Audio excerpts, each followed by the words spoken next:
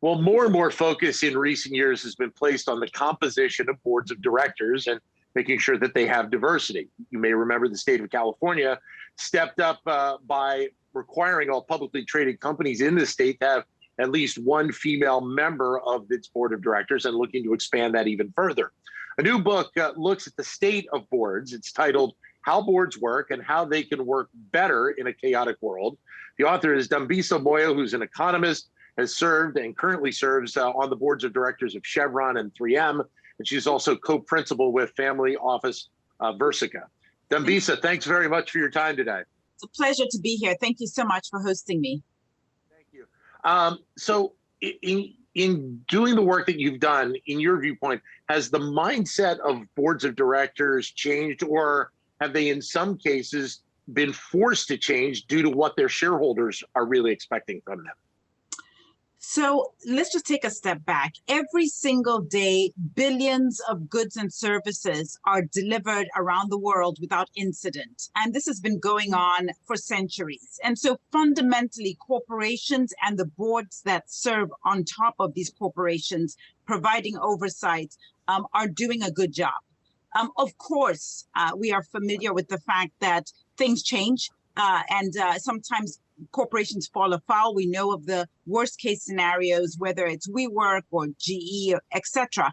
But fundamentally, the board mandate, which is to basically provide oversight on the company's strategy, to hire and in some instances fire the CEO, as well as to provide oversight on culture, those three mandates are now really front and center of what a board does. It is true that obviously given the shifting times around the world and the ESG agenda, which now is approximately $45 trillion of assets, according to JP Morgan, it means that boards are very much at the tip of the spear in issues around environment, social, and governance. But we've always been good citizens as corporations. We have provided jobs, infrastructure, and continue to be at the forefront of innovation. I mentioned what the state of California did a couple of years ago, and I'm wondering if you think that we will see more states, more countries maybe look to that route to be able to provide more diversity on boards of directors as we move forward. Well, it's a wonderful question, because fundamentally we do need to hire directors as board members who are going to do a job. There's a job to be done. It's not like we're hanging out and having a laugh with our friends. We are working. And so ultimately, in order for us to create the best team, the data is in. We know that a more diverse team, whether it's racially diverse, gender diverse, mentally diverse in terms of thinking and the way people approach different issues, all of those things enhance a company, enhance a board. However, I do not believe that we should fight discrimination with discrimination.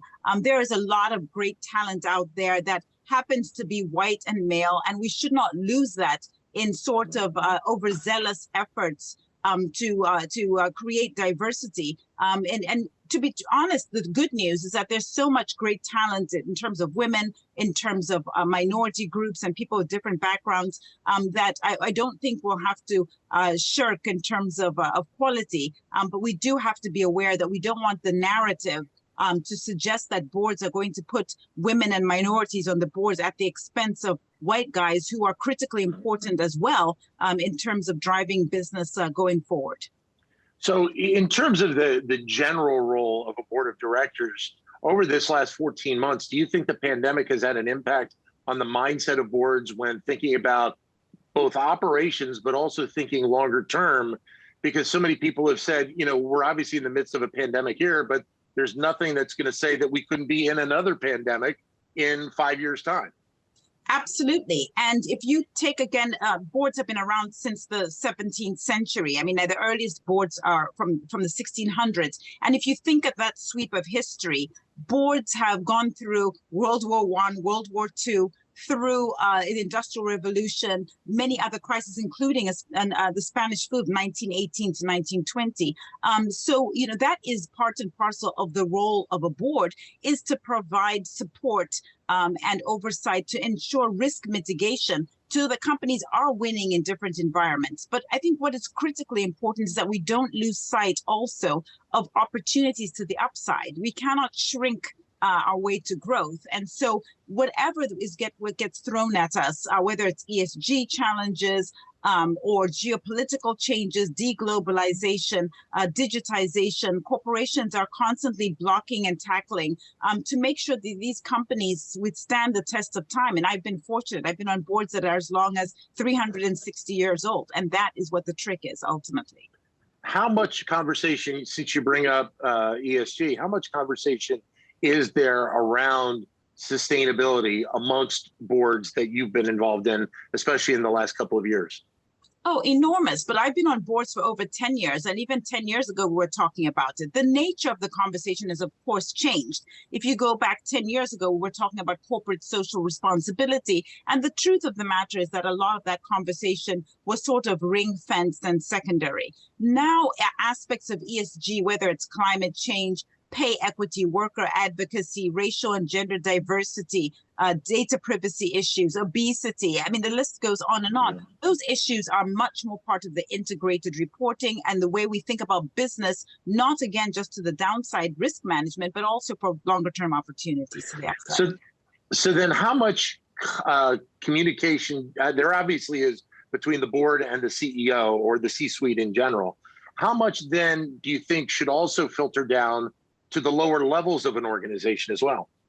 So the truth is we are interested in hearing from all manner of stakeholders. I'm absolutely interested in hearing what employees think about the direction of the corporation and also hearing about what their experiences is, particularly around corporate culture. However, as I've written in an article in Bloomberg, there are areas of running a business that must stay the responsibility and the purview of the company's CEO and senior management. Things like how much risk to take, how to compensate people, how do we think about a pay framework, issues around accountability and setting goals. I mean, those are just a handful of them. And it's important because at that level, the CEO and senior leadership are able to compare the company's competitive nature, but also individuals across business units, but also across peers and different industries. And that perspective is something that, whether we like it or not,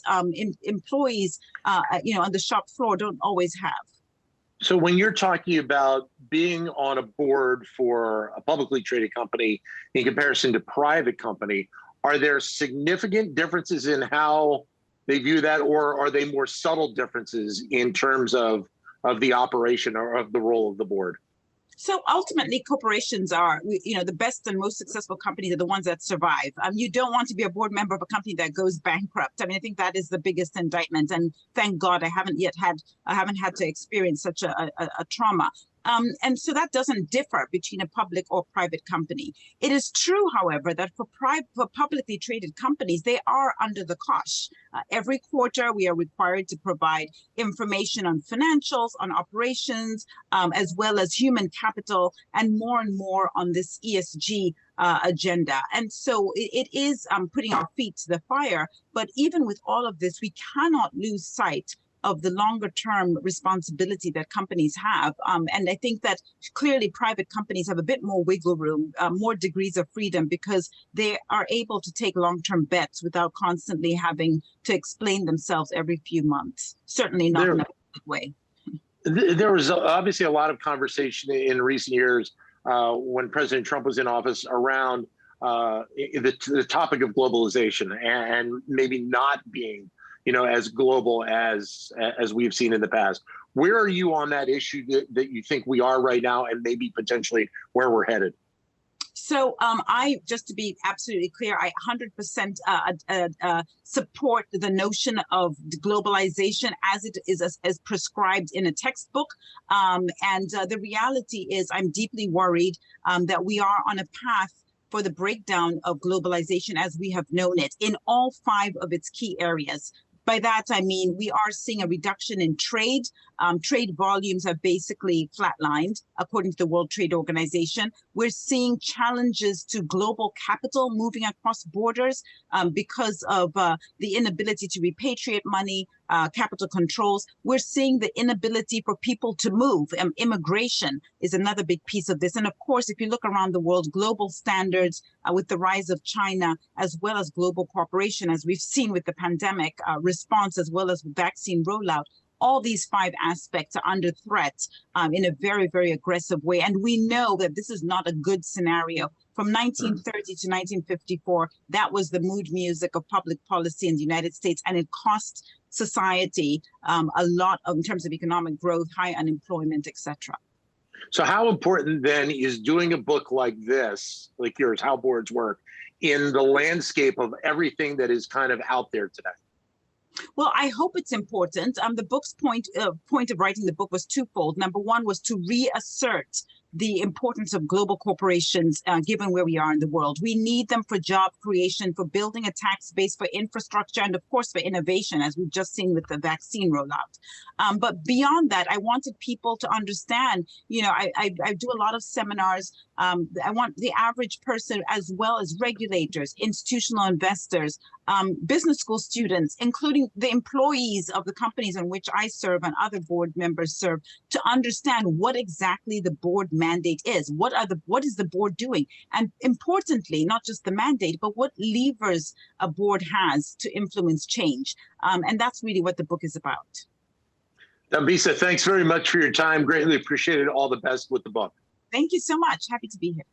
Thank you. Dambisa Moyo, who is author of the new book, How Boards Work and How They Can Work Better in a Chaotic World.